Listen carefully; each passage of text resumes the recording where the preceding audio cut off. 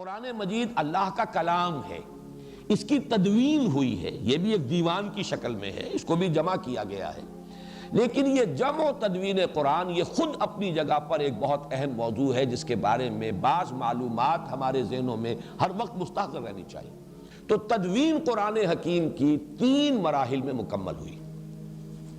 پہلی تدوین حضور کی اپنی حیات طیبہ میں ہو گئی، لیکن وہ تدوین کس شکل میں تھی؟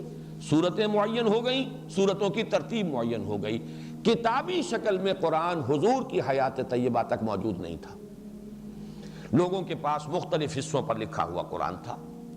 یہ اونٹ کے شانے کی ہڈی اسکیپولا بڑی چوڑی سی ہوتی ہے، عموماً اس پر لکھتے تھے، یا کولے کی ہڈی یہ بھی چوڑی ہوتی ہے، اس کے اوپر لکھتے تھے، یا یہ ہے کہ یہ اس کی چونکہ ربز جو ہے بڑی چوڑی ہوتی ہیں، ان ربز کے اوپر لکھتے تھے۔ بہت شاذ لوگوں کے پاس کاغذ کہاں تھا، کاغذ اس زمانے میں، کپڑا البتہ زیادہ دستیاب تھا، کپڑے پر بھی لکھا جاتا تھا۔ اس طریقے سے پتھروں پر لکھتے تھے، چھوٹے چھوٹے پتھروں پر بھی آیتیں لکھ لیتے تھے۔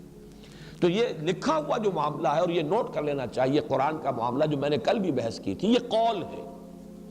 اِنَّهُ لَقَوْلُ رَسُولٍ کریم، یہ لکھی ہوئی شکل میں حضور کو نہ دیا گیا، نہ حضور نے لکھی ہوئی شکل میں امت کو دیا۔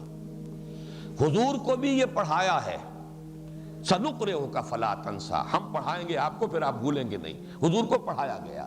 یہ گویا کہ قول جبرائیل اور پھر قول محمد بن کر لوگوں کے سامنے آیا ہے صلی اللہ علیہ وسلم۔ جبرائیل سے حضور نے سنا اور حضور سے صحابہ نے سنا۔ تو اصل میں تو قرآن کی بنیاد جو ہے وہ پڑھی جانے والی شے ہے، یہ لکھی جانے والی شے اصلاً نہیں تھی، لکھی گئی ہے، حضور کے زمانے میں لکھی گئی ہے، اور حضور نے اسی لیے یہ حکم بھی دے دیا تھا، لا تکتبوا عنی الا القرآن، احادیث کو منع کیا تھا کہ میری باتوں کو ابھی مت لکھو، گڑبڑ ہو جائے گا کہیں، قرآن مجید ہی کو لکھو صرف۔ لیکن یہ لکھنا جو ہے اصل نہیں ہے، اصل قرآن حضور کے سینے میں جمع کیا اللہ نے، اور پھر صحابہ کے سینے میں جمع کر دیا محمد الرسول اللہ صلی اللہ علیہ وسلم نے۔ وہ منہ سے منہ کو گیا ہے، قول سے قول کی شکل میں گیا ہے، لوگوں نے سیکھا ہے حضور کے دہن مبارک سے۔ اِنَّهُ لَقَوْلُ رَسُولٍ کریم، جس پر میں کل گفتگو کر چکا ہوں۔ بہرحال لکھا ہوا قرآن بھی تھا، لیکن کتابی شکل میں نہیں، جمع شدہ شکل میں نہیں۔ جمع شدہ شکل میں صرف سینوں میں تھا، حفاظ کو یاد تھا، انہیں یاد تھا قرآن اس ترتیب کے ساتھ ہے۔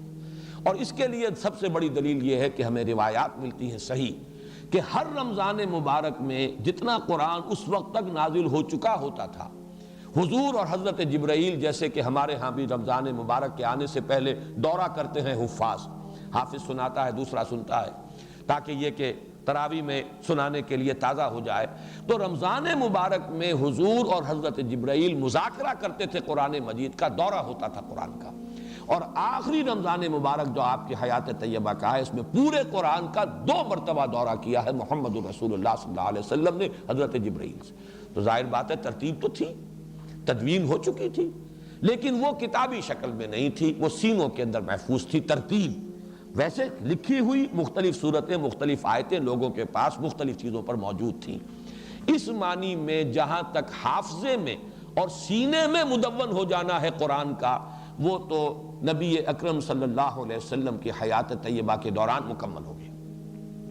دوسرا مرحلہ آیا ہے اس کا حضرت ابو بکر رضی اللہ تعالیٰ عنہ کے عہد خلافت میں، جب جنگیں ہوئی ہیں مرتدین سے اور مانعین زکوٰۃ سے، اور جنگ یمامہ میں تو بہت بڑی تعداد میں صحابہ شہید ہوئے ہیں، بہت بڑی جنگ تھی، خوریس جنگ تھی، اور اس میں بڑی کثیر تعداد میں حفاظ قرآن شہید ہو گئے۔ اب ایک تشویش پیدا ہوئی کہ اس قرآن کو اب جمع کر لینا چاہیے کتابی شکل کے اندر، ما بین الدفتین یا دفتیین، اس کو جمع کر لینا چاہیے۔ اس پر پھر حضرت عمر کے دل میں سب سے پہلے یہ خیال آیا۔ حضرت عمر نے حضرت ابو بکر سے کہا، وہ بڑے متردد رہے، میں کیسے کروں، جو کام حضور نے نہیں کیا وہ میں کیسے کروں؟ لیکن حضرت عمر اس پر اصرار کرتے رہے، تو پھر رفتہ رفتہ ان کا حضرت ابو بکر کا بھی سینہ کھل گیا۔ انہوں نے فرمایا کہ ہاں اب تمہاری اس بات کے لیے میرا سینہ کھل گیا ہے، اللہ نے میرے سینے کو کشادہ کر دیا۔